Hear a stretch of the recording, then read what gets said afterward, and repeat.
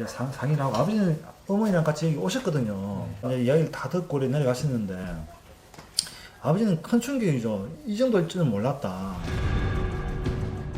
가족 모두를 충격으로 몰아넣은 비밀을 품고 집을 뛰쳐나온 아이. 그 비밀이 세상에 공개된 건 작은 절도 사건 때문이었습니다. 메르스 감염으로 확진 판정을 받은 환자가 아직 증상이 나타나지 않았고 감염됐다고 밝혔습니다. 때이른 더위와 메르스의 공포가 서서히 모습을 드러내던 5월의 마지막 밤. 경기도의 한 마트에 앳된 얼굴의 소년이 모습을 나타냅니다. 처음에는 앞서 들어온 손님과 일행이라는 생각에 소년에게 별 관심을 두지 않았다는 마트 주인. 그런데 잠시 후 뭔가 불길한 느낌이 들었다는 겁니다. 내가 갑자기 그가 안 보이더라고. 그래서 CCTV 보니까 내가 그걸 훔쳤어요. 곧바로 경찰에 신고를 한 주인. 그런데 출동한 경찰은 이내 난색을 표합니다. 도난당한 건 캔맥주 한 개였던 겁니다. 그럼 법에는 모든 절도범을 처벌을 해야죠. 하지만 경찰이 대표에서 애들이 그렇게 캔맥주하고 치고 뭘 처벌을 하면 붙이잖아요. 하지만 주인이 신고를 한 데는 이유가 있었습니다. 아이가 훔친 게 술이었기 때문입니다. 공사분은 아마 그거를 신고 안 할 수도 있었을 거야. 근데 음료수 술로 어떻게 그냥 해가 또 알고 사고 치면은 또 문제가 또 생기거든. CCTV 화면에 찍힌 얼굴을 보고 수소문한 끝에 밝혀진 범인은 근처 고등학교에 다니는 학생이었습니다. 선생님을 이제 불러가지고 일침을 보여주니까 학생부장 선생님이 보고서 아 이거는 누군 것 같다 해서 학교로 가가지고 그 어머니한테 연락을 해서 학교로 오라고 했어요. 연락을 받고 아이와 함께 마트를 찾아온 엄마는 고등학생 학부모라고 믿기 어려울 만큼 젊고 세련된 모습이었다고 합니다. 세련되긴 했어요. 잘 꾸미고 잘 입고 다니는 스타일인데 아이 역시 도둑질을 할 만큼 불량해 보이지도 않았고 알고 보니 부유한 동네에 살고 있었다는 겁니다. 아파트 살 정도는 옆으로 사는 50산 국도인데 얘가 착한 애기. 내가 또 착한 상황에서도 애들이 좀 변주가 있잖아요. 처음엔 여느 부모처럼 아이를 혼내며 사과를 하고 맥주값을 물어줬다는 엄마. 그런데 이미 신고된 아이를 또다시 경찰에 신고했다는 겁니다. 어머니가 이제 신고를 한 원인은 그 아들이 그 업주한테 사과를 해야 되는데 사과를 안 했다는 거예요. 거기서 이제 엄마가 이제 화가 났어요. 화가 나가지고 엄마가 가버렸어요. 근데 이거 엄마라서 이해 안 되는 부분이 좀 있었었어요. 자세히 얘기는 못했어요. 더 이상한 건 아이의 태도였습니다. 엄마가 사라지자 그제야 잘못을 인정했다고 합니다. 엄마 앞에서 얘기하기 싫다는 거예요. 그래서 이제 들어가서 사과를 해라. 그때서 이제 들어가서 방송다고 얘기를 하더라고요. 맥주값도 배상했고 용서도 구한 만큼 그쯤에서 아이를 집으로 보내려 했다는 담당 경찰. 그런데 엄마한테 전화하니까 엄마가 지금 안 오는 거예요, 지금. 그래서 접수된 거니까 의사수에 얘기를 해달라.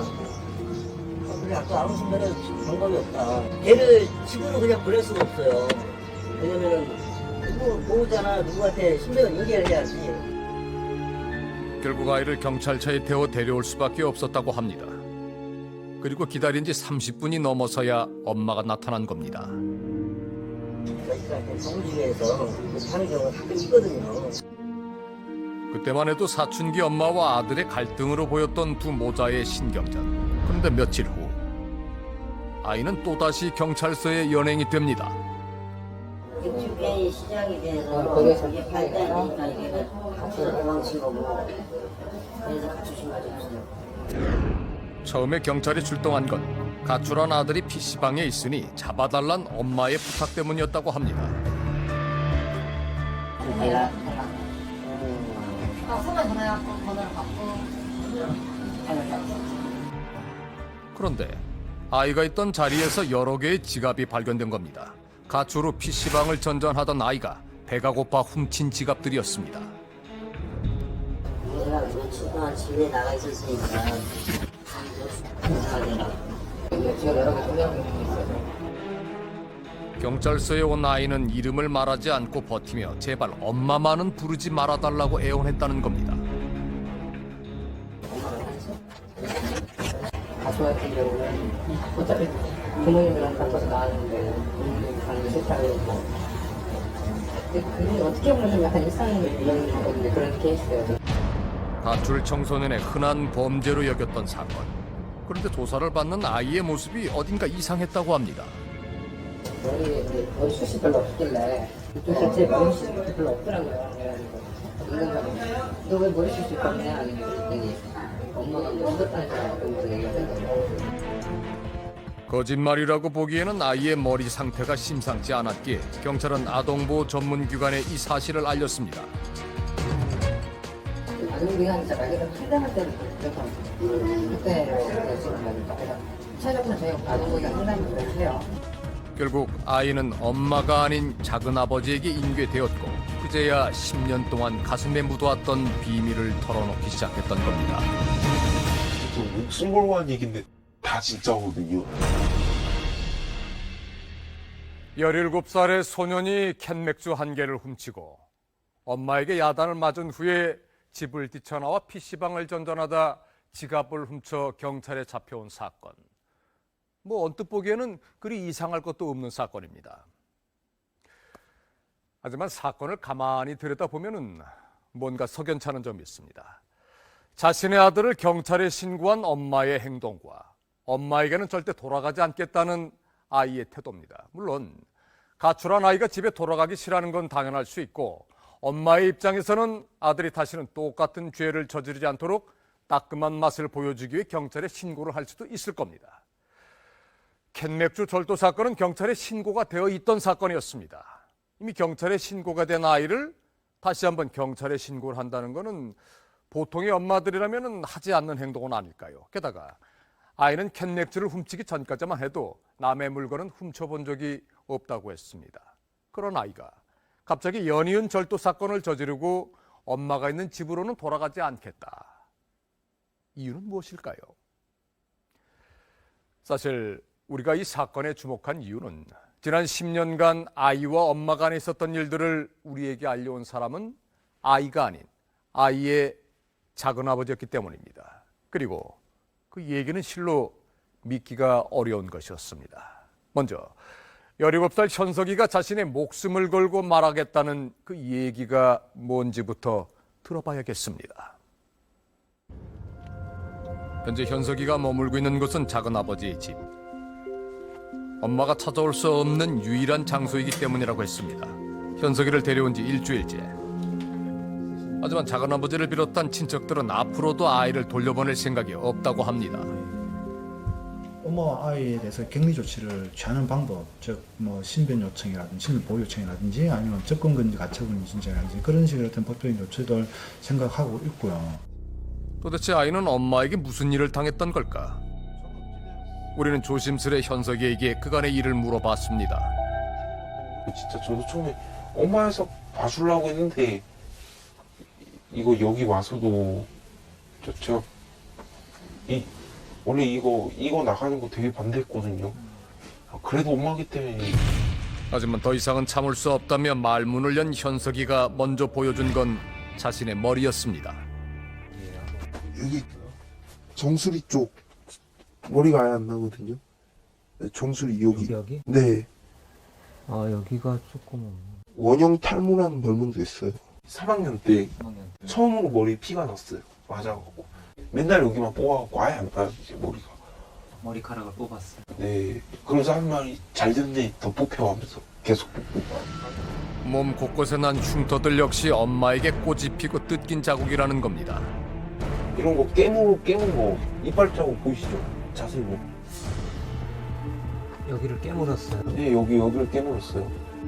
상식적이진 않지만 다 큰 아들을 당해내기 힘든 엄마라면 그럴 수 있겠다라고 생각을 한 순간 갑자기 현석이가 뭔가를 그리기 시작합니다. 엄마가 자신을 때릴 때 쓰는 도구라는 겁니다.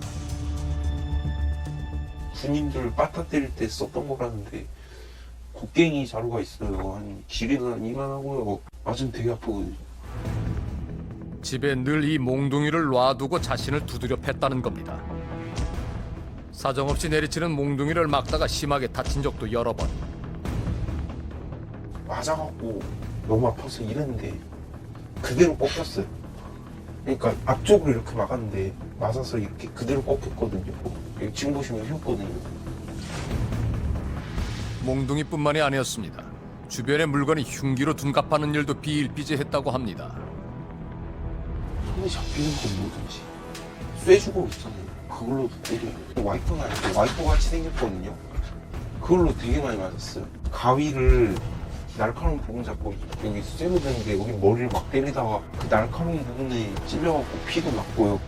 그렇다면 아이는 몇 살 때부터 이렇게 엄마한테 맞아왔다는 것일까? 7살 때도 맞았던 기억나고 일기장에도 나와 있어요. 친구들하고 좀 떠들었다고 정신병원 데리고 왔거든요. 전화하라고 막 욕하면서 때리고.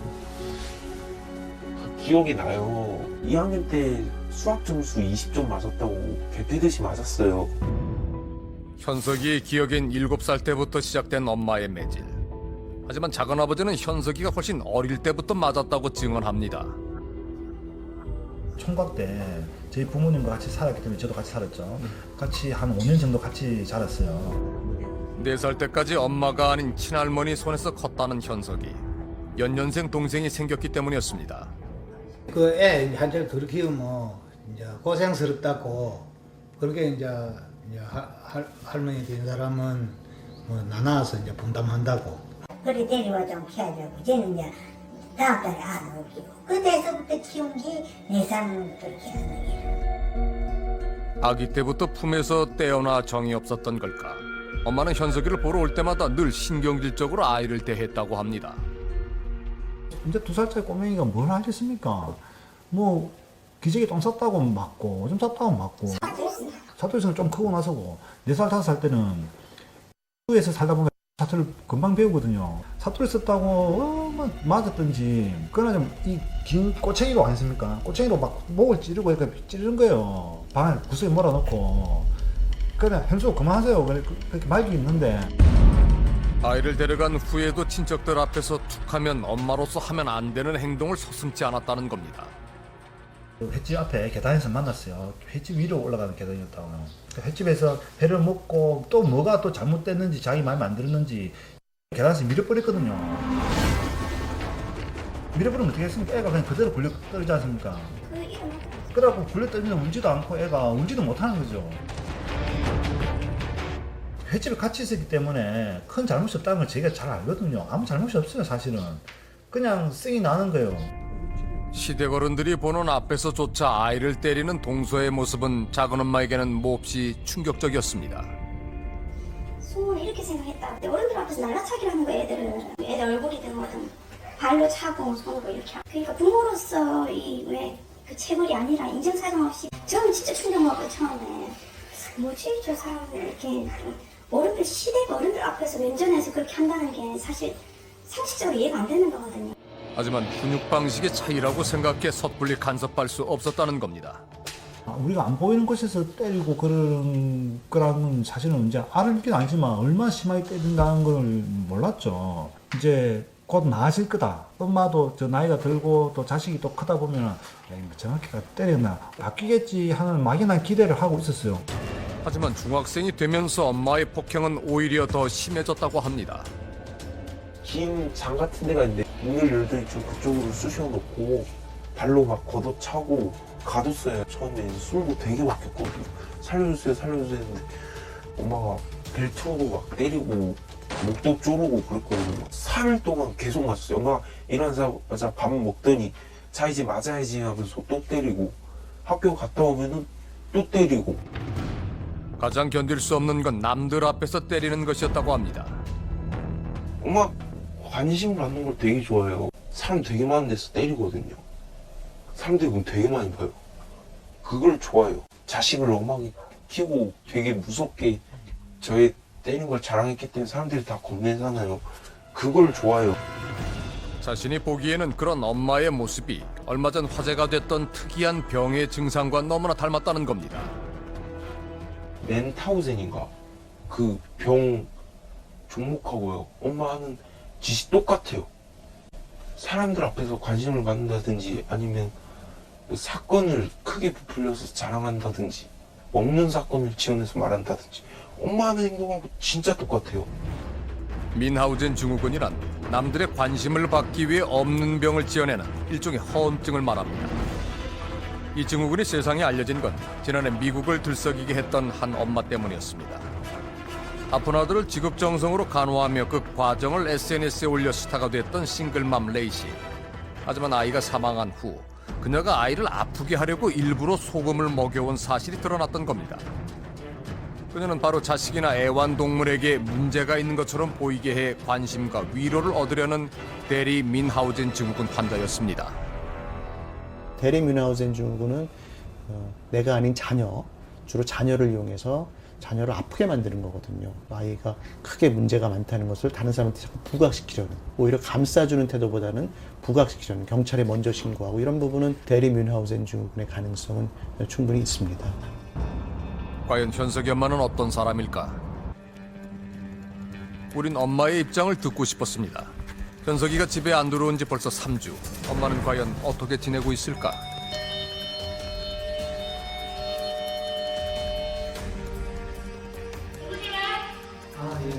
어머니 얘기죠? 문제 때문에 좀 상의를 드리러 왔는데. 예? 아이 이름을 얘기하자마자 신경질적인 반응을 보이는 엄마. 저희 방송국에서 왔는데요. 방송국에서 왔는데. SBS입니다. 아니 그거 좀 보여주세요 그러면. 저 명함이요? 신분을 확인하자 문이 열립니다.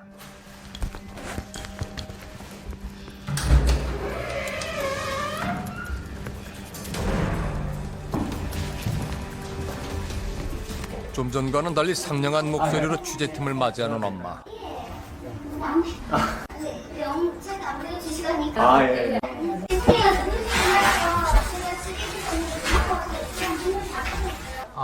예. 저희가 여기 오게 된 이유는요. 가 이제 얼마 전에 이제 이거 한번 찍어주시겠어요? 누구한테?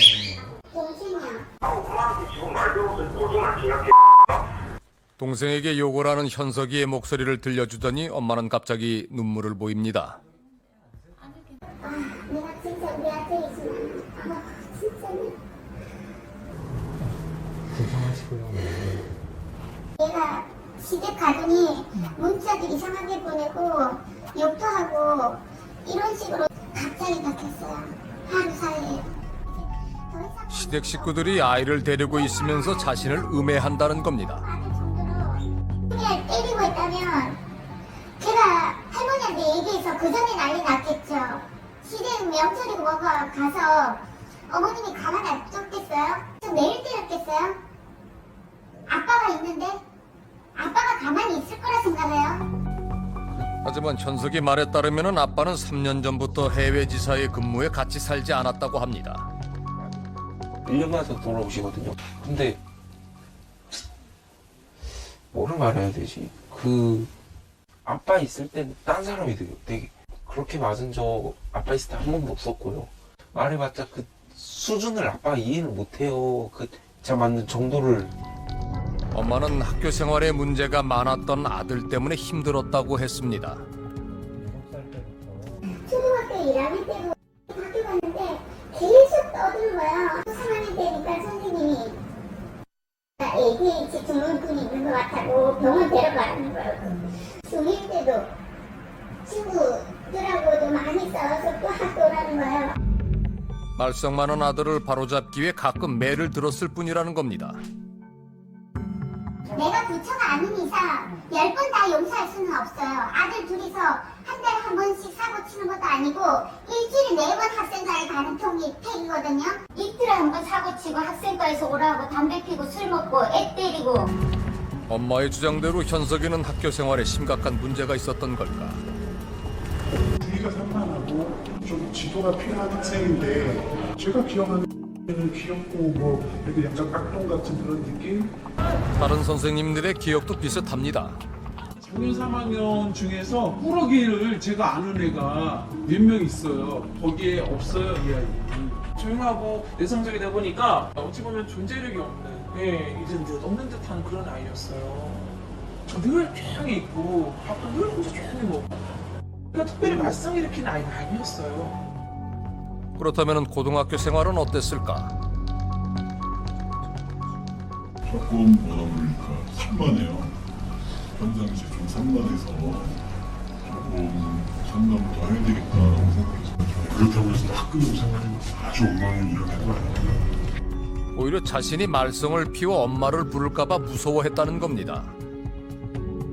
집에 연락하는 거 어떤 말도 받아주니까 연락 안 하면 안 되겠다. 어머니한테 연락을 한다고 하면은 저 죽어요, 맞아 죽어요. 하지만 엄마는 자신이 아이를 때린 건 훈육 차원의 가벼운 체벌이었다고 주장합니다. 때리시기는 하신 편이셨나요? 그 전에? 아니요.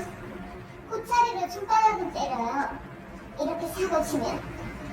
자식을 내가 괴물도 아니고 아저씨는 애한테 꼬차리도 안 드세요? 아예 안 드세요? 잘못되면 손바닥 때릴 수 있는 거 아니에요. 내가 때려서 걔가 뭐 뼈가 부러졌어요? 믿으시면 안 돼요. 그냥 엄마 말은 그냥 다 그냥 쇼거든요. 엄마가 말하는 제 잘못은 진실일 수도 있는데 엄마가 뭐 안 때렸더니 그런 건 진짜 다 거짓이거든요. 믿으시면 안 돼요. 진짜. 내가 17년 동안 나한테 힘 있을 생각 안 하고 내가 때린 것만 가지고 이런 식으로 해요? 설마 자식을 망치로 찍겠어요? 엄마는 훈육이라고 주장을 하지만 아들은 폭행이라고 주장하는 체벌. 여러분은 어떻게 생각하십니까? 미운 놈 떡 하나 더 주고 예쁜 놈 매 한 대 더 때린다는 속담처럼 아이를 때려서 가르치는 것이 마치 우리의 미풍양속인 양 여기는 사람도 많습니다. 하지만 현재 개정된 아동복지법에는 가정 내의 체벌은 일체 금하고 있습니다. 아무리 좋은 의미의 훈육도 이제는 범법행위에 속하는 겁니다. 그런데 말입니다. 우리가 현석이를 처음 만났을 때 조금 의아했던 것은 엄마가 아이를 지속적으로 학대했다고 보기에는 현석이의 모습이 너무 건강해 보였다는 겁니다.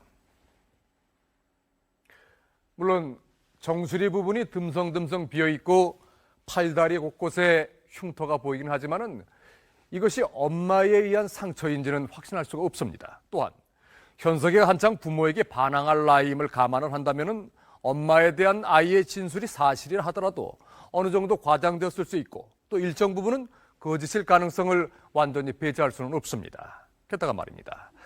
우리가 만나본 현석이 엄마는 17살짜리 남자아이를 힘으로 제압할 수 있다고 보기 어려울 만큼 왜소한 체격이었습니다. 그런 엄마한테 일방적으로 맞았다는 아이의 주장은 과연 사실일까요?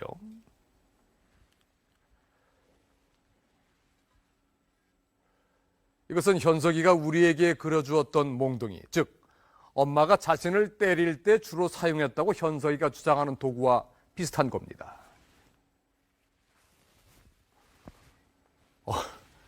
웬만한 아이라면 한 대만 맞아도 멍이 들 것 같습니다. 현석이 주장대로 엄마가 이걸로 현석이를 사정없이 때렸다면 아이의 몸 어딘가에는 분명 그 흔적이 남아있을 겁니다. 아이는 엄마에게 맞아 뼈가 부러진 적이 한두 번이 아니라고 했습니다. 뼈가 많이 부러져서 부러진 느낌을 잘 알거든요. 그 느낌이 와요. 뼈 부러졌던 거는 지금까지 합해서 한 10번 정도, 11번. 현석이의 주장은 사실일까? 우리는 현석이의 몸에 학대의 흔적이 있는지 살펴보기로 했습니다. 정형외과적으로 아동 학대를 의심할 때 가장 의심하는 부위는 골절이 있을 경우에 그래 놀다가 넘어져서 다치거나 장난해서 다칠 경우에는 관절 부위 주변을 더 많이 다치지만 어떤 폭행이나 그럴 경우에는 이제 중앙부 쪽으로 더 많이 다치는 거죠. 뼈가 부러진 적만 11번이라고 주장을 했던 현석이. 하지만 맞아서 이제 타박 같은 것들을 의심할 수 있지만 그 엑스레이 소견만 갖고 맞아서는 이렇게 골절이 있거나 그렇지는 않아요. 그렇다면 엄마에게 맞아 휘어졌다고 주장한 손가락은 어떻게 된 것일까? 약간 변형이 있지만 이것이 그 어떤 외상의 그러니까 아동 학대에서 그런다고 확진 지을 수는 없고 넘어지면서 다칠 수도 있고 아니면 또 공이나 부딪히면서 다칠 수 있는 상처이기 때문에 혹시 과거에 뼈가 부러졌던 흔적이 남아있지는 않을까 또 다른 소견을 들어봤습니다. 다쳤던 흔적이 있는 자리는 손가락 말고는 없습니다.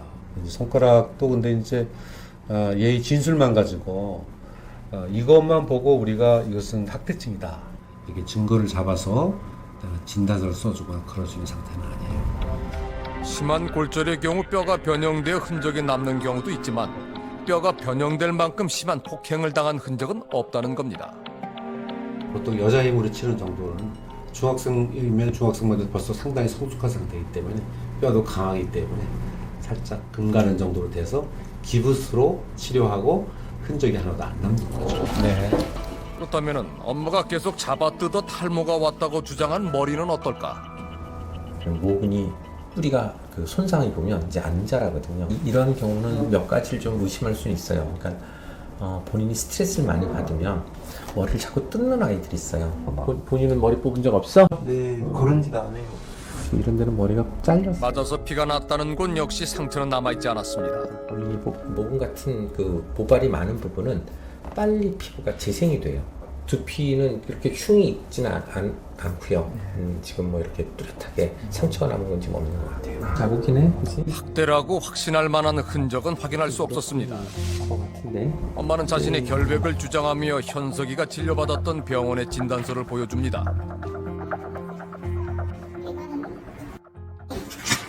이제 다리가 깁스하다 그런 거고 손가락 끼어서 그런 거 제가 떼놨어요. 맞았으면 멍이나 들었겠죠. 안 그래요? 엄마의 주장은 사실일까? 진단서를 떼준 병원은 알고 있을 겁니다. 우리는 진단서 속의 병원을 찾아가 다시 한번 확인을 했습니다. 그런데 그때 엑스레이 찍고 저 정밀 검사 좀 해보자는데 좀 안 한다고 해서 못 했거든요. 그러니까 엑스레이 갖고는 이제 한계가 있죠. 뼈 부러지면 나오진 않으니까.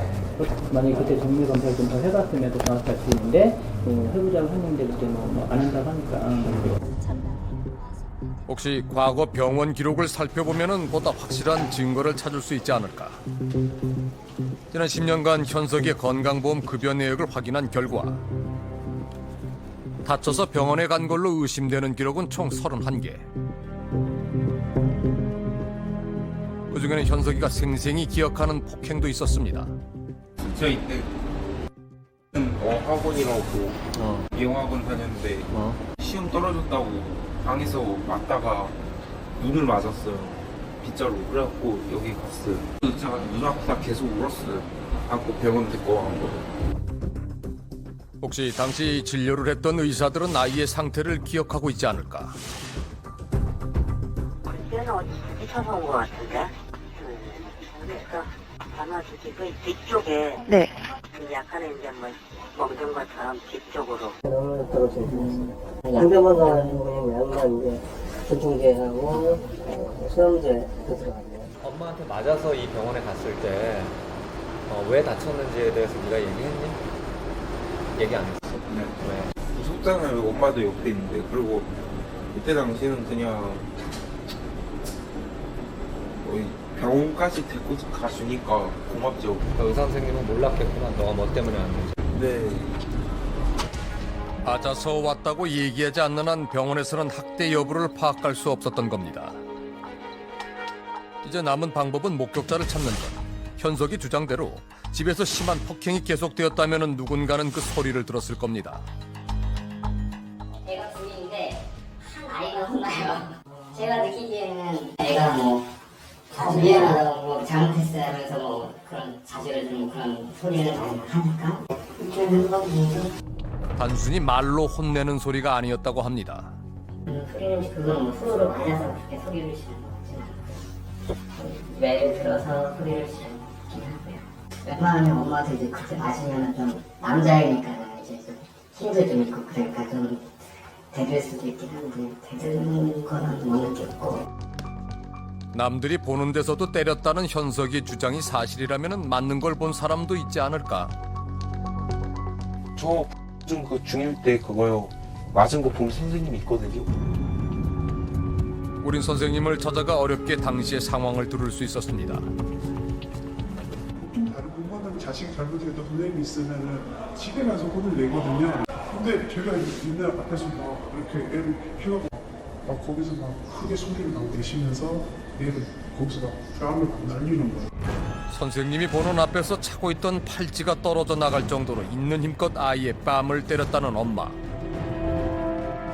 제가 가만히 있으면 안 되겠더라고요. 그래서 걔를 일단 피신시켜서 밖에서 내두고 이렇게 얘기를 했는데 어머니가 한 번을 못 가라앉히시고 기대기들 떠오시고 그러니까 막 굉장히 그 목소리가 높아지고 막 그렇게 밖에까지 나오셨어요.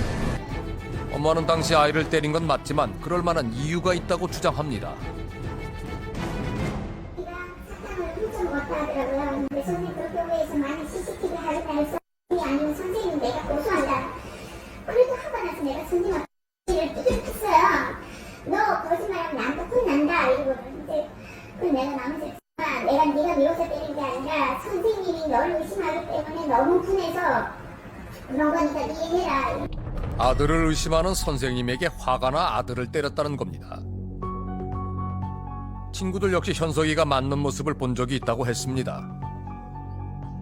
내가 모자를 잃어버렸거든요. 제가 놀러 가다가 그냥 구두 같은 거 신고 정강에 엄청 자꾸 막 소리를 든다거나 뭐 제 말을 이렇게 하는 게 있는데 좀 때리는 게 그냥 개패드시면 왜 저런 식으로까지 이렇게 하지? 정말 내가 엄마 잘 만나다 그러거든요. 때때로 피멍이 든 채 학교에 온 적도 있었다고 합니다. 그냥 엉덩이만 눌렀는데 피 엉덩이 거예요. 보라색깔이야. 이렇게 이게 피가 보여가지고 이렇게 동글동글하게 맺히는 거잖아요. 몽둥이로 맞는 걸 본 목격자도 있었습니다. 중학교 때 현석이가 다녔던 학원의 선생님입니다. 개굴려 같은 그런 마대자루 같은 그 뒤에 나무를 뗍시다. 머리를 그러니까 그게 보통 이제 그 손대 때리는 게 보통 살을 때리잖아요. 허벅지를 이런 거 그게 아니고 머리를 찌르다. 머리에 뼈가 있는 거예요. 그러니까 이제 애가 아프니까 손을 이렇게 올릴 거 아니에요. 그러면 그냥 손 떼는 엄마는 또다시 맞을 짓을 했기 때문이라고 주장합니다. 거짓말하고 친구 협박해서 제가 때렸다고 얘기했잖아요. 제가 수학학원에서 때린 거는 맞아요. 근데 지가 고차를 더 막았어요. 그 힘으로. 우리 친구 몸무게가 얼마인지 아시죠? 69kg예요. 그 작아 보여도. 힘으로 당할 것 같아요. 머리 커서 절 밀면 내가 나가 자빠떨어져요. 하지만 선생님이 본 현석이는 아무 반항 없이 그저 엄마한테 맞고만 있었다고 합니다. 중상이면 엄마는 팔 정도는 이렇게 잡을 수 있어요. 그것조차 안 했어요. 단 한 명. 계속 하는 말을 잘못했다고 빼줬어요. 근데 엄마가 힘이 세기는 해요. 되게 깜깜하셔야 되게 세요. 선생님이 말려도 멈추지 않았던 폭행. 결국 남자 선생님이 말린 후에야 매질은 간신히 멈춰졌다고 했습니다. 저는 감정도 아니니까 원장님이랑 남자는 원장님도 굉장히 황당해했습니다. 아 엄마가 좀 이상하구나 생각하니까 누가 봐도 그 자리가 되게 이상해요. 공부는 잘 못했지만 선생님 기억 속에 현석이는 착하고 순진한 아이였습니다. 제가 얼마나 좀 순수하냐면 저한테 예수님은 이스라엘 사람인데 한국말로 기도하면 알아들어요.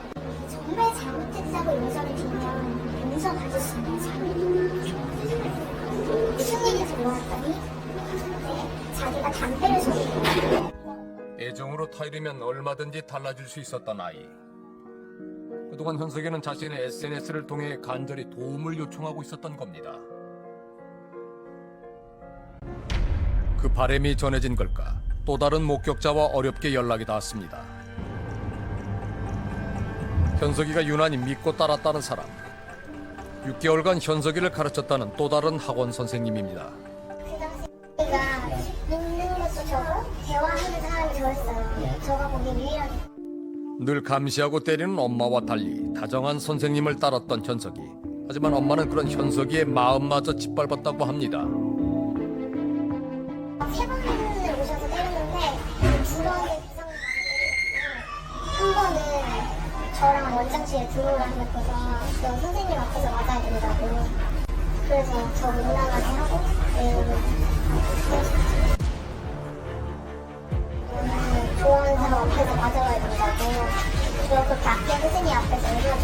맞아줘가지고. 좋아하는 선생님 앞에서 맞는다는 사실만으로도 수치스러움을 느낄 나이. 그런데 애한테 옷을 벗으라고 했죠. 뒤에 또 옷만 벗고 가방이랑 신발 다 벗으라고. 다른 좀 있어요. 내가 막으니까 발로 차시고 머리를 한 손으로 이렇게 잡아요. 머리 옷도만 나오고 나서 막 한으로 잡아가지고 다 뜯는 거예요. 머리가 두꺼운 걸 해야 된다. 머리가 다 잡초 뽑듯이 이렇게. 저걸 청소하는데 진짜 머리가 이렇게 수술했어요. 병원 검사나 기록만으로는 학대 여부를 확인할 수 없었던 흔적들은 엄마가 남긴 상처들이었던 걸까? 저한테도 그러셨어요. 무조건 때리라. 너를 그냥 말을 안 들으면 때리고 늦으면 때리고 인생은 때려서 가르쳐달라고. 지켜보는 것만으로도 마음이 아플 만큼 현석이는 몸도 마음도 상처투성이었다고 합니다. 애가 많이 불안했어요. 거의 마지막 달? 그때는 엄청 불안했어요. 어린이가 되고 있는 것 같다는 그런 느낌을 담고 있었던 거예요. 혼자 견디기엔 너무 고통스러웠던 시간들. 버티는 것보다 포기하는 게 쉽겠다는 생각도 여러 번. 자살도 생각해봤거든요. 추리호도 먹어봤어요. 넥타이로도 몸매봤고 기차에 한번 부딪혀볼까 생각도 하고 나무 철도에 서 있기도 한번 해봤어요. 근데 할머니 할아버지 생각도 나고 내가 왜 엄마 때문에 죽어야 되는지. 할머니 할아버지의 사랑을 듬뿍 받으며 자랐던 어린 시절. 이들에게 현석이는 자식보다도 더 귀하고 어여쁜 손자였습니다. 예쁜 마음을 자식보다 더 예쁘고. 할아버지 할머니한테 손자는 꽃이요. 땅이 없어 꽃이요. 그래도 부모의 사랑 속에 자라야 한다는 생각에 매정하게 뛰어났던 아이였습니다. 애가 안 가려고 그 기어를 쳐본데 수도꼭지를 잡고 안 가기라고 이러고 동네 사람 다 울었다고 말 다 하는 거예요. 중학교 2학년 때 그죠? 우리 집에 살기라고 엄마한테 안 가려게 우리한테 정이 신기 안 가려고 하는 것 같아 이런 생각을 했는데 요번에 이런 일도 당하니까 그때 그랬구나 더 애처를 봐요. 엄마한테 보낸 지 10년이 넘은 지금도 늘 눈에 밟혔던 아이. 아직까지 내 찾기에 딸고 다닙니다. 내 애지중하게 참 큰 손자라고. 또 돌사진인가 보죠? 왜 이를 그렇게 미워해서 그 지새끼인데 왜 미워하고 지새끼를 그렇게 병신이 되도록 패도 모자라서 지금 내 생각으로서는 도저히 아이로 지 애비한테 줬으면 줬지 애미한테는 도저히 막 어떤 일이 있어도 못 주고 있습니다.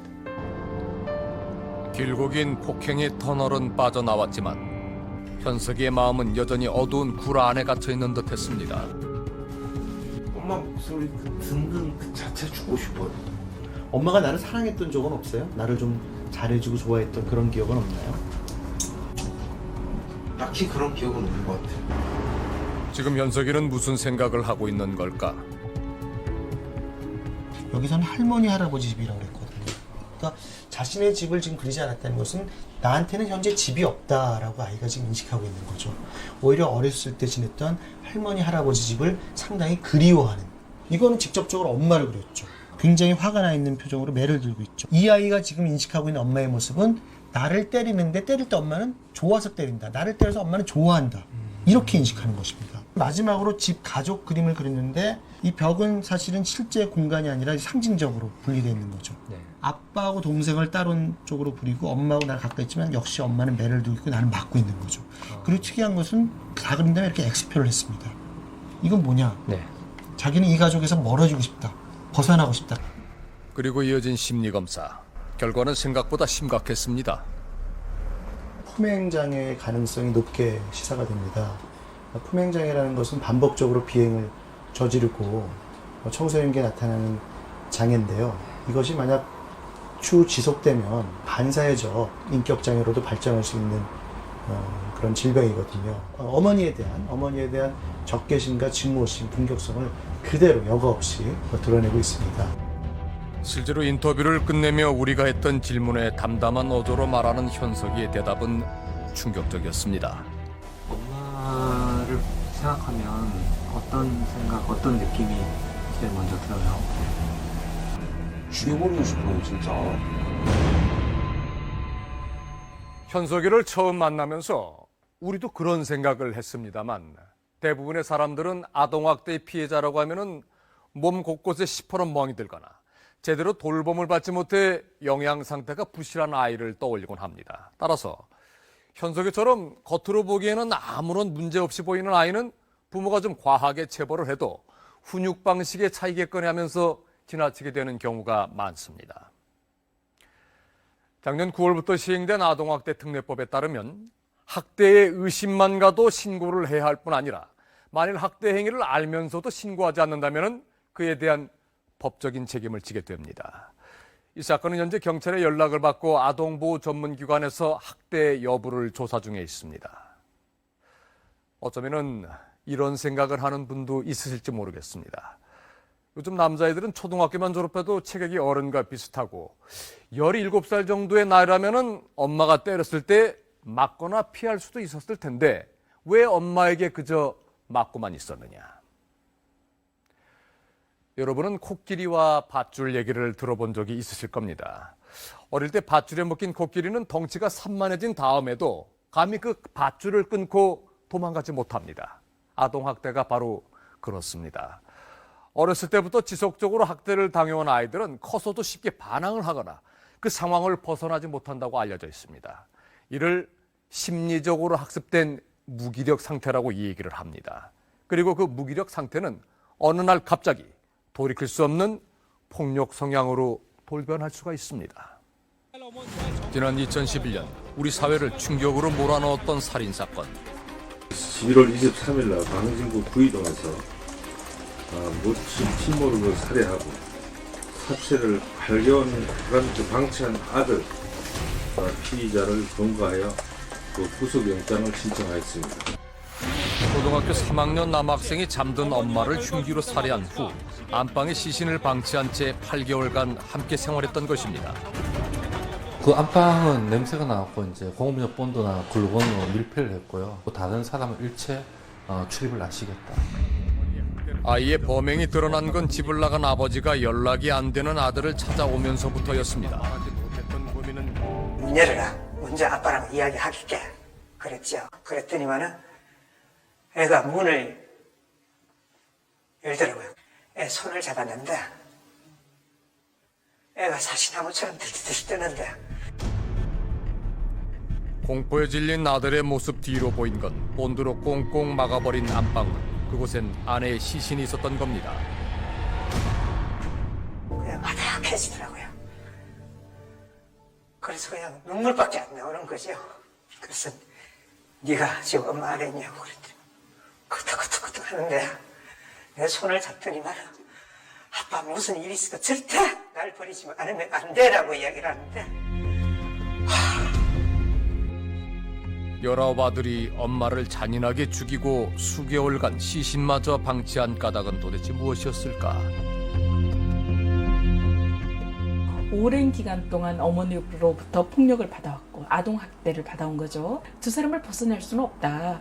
두 사람이 죽거나 내가 죽거나 하기 전에는 이 환경을 벗어날 수 없다라는. 어린 시절부터 엄마에게 지속적으로 폭행에 가까운 매질을 당했다는 지군. 잘못하는 거랑 17살 때인가 1학년 말인가 2학년 때 같아. 초등학교 뛴다고 떡 벗겠는데 여기서까지가 그냥 온통 해초리 자국이었어요.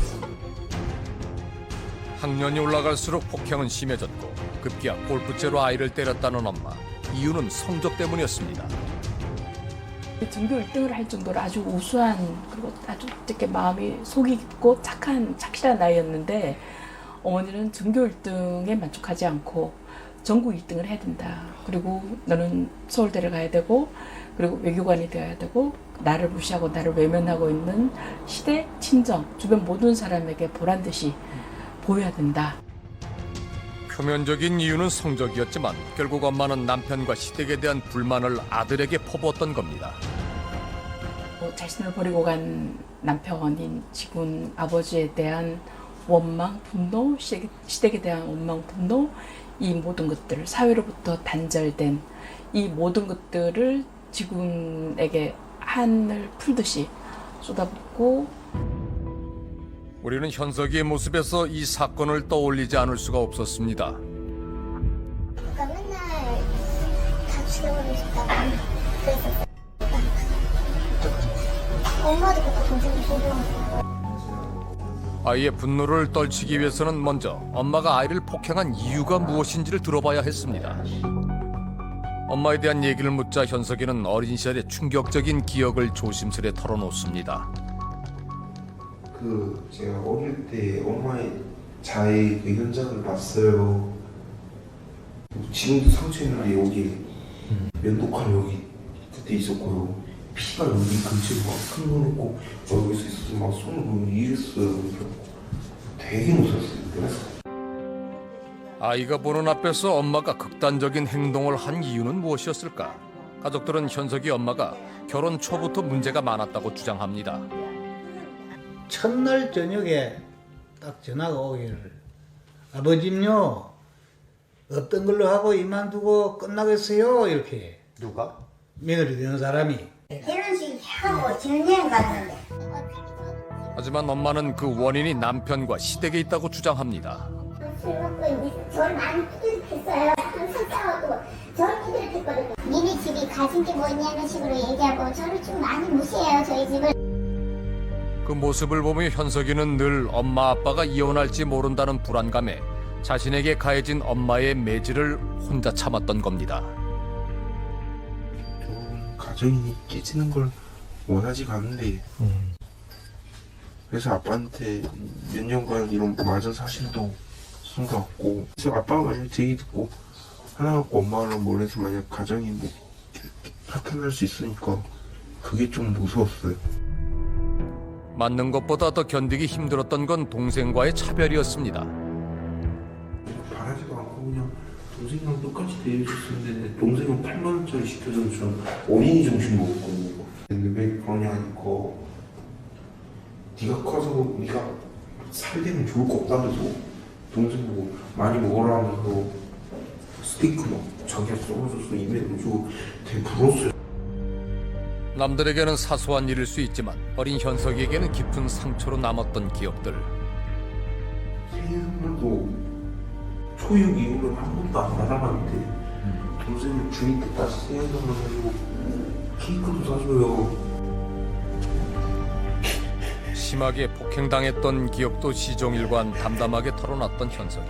하지만 동생과의 차별을 얘기하다가 아이는 끝내 울음을 터뜨립니다. 지금 아이 정신병자 망나니로 지금 보고 있거든요. 그게 너무 슬픈.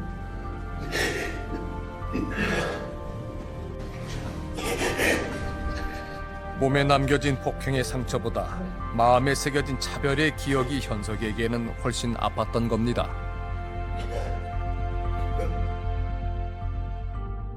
제3자 입장에서 볼 때는 대개 상처라든지 물리적, 신체적 학대의 정도를 가장 관심을 두고 봅니다. 그런데 실제로는 그런 물리적인 상처의 정도보다 더 심각한 것이 정서적인 학대의 정도이거든요. 쓰레기가 나왔었다는 미화원들의 말. 실제로 정서적인 학대나 편애가 자식에게 얼마나 큰 상처를 주는지를 보여주는 사건이 있습니다. 공원 쓰레기통과 쓰레기 소각장에서 심하게 훼손된 60대 남녀의 시신이 발견돼 경찰이 수사에 나섰습니다. 지난 2000년 경기도에서 잔인하게 살해된 채 발견된 60대 부부. 잘 키운 두 아들의 이렇다 할 원한 관계도 없었던 만큼 사건은 미궁에 빠지는 듯했습니다. 그런데 엽기적 살인 사건의 용의자는 숨진 부부의 아들인 것으로 밝혀졌습니다. 당시 군대를 제대하고 부모와 함께 살고 있었던 둘째 아들의 짓이었습니다.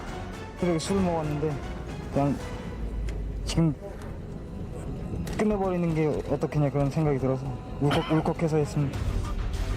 당시 명문대를 다니다 휴학 중이었던 이군. 말썽 한 번 안 피운 모범생이었던 그가 부모를 죽인 이유는 무엇이었을까? 면허 한 번도 안 오고 또 뭐 고등학교 때 도시락도 형은 막 저녁 때 따뜻한 밥도 직접 갖다 주는데 나는 그냥 2,000원 주고 김밥 사 먹으라고.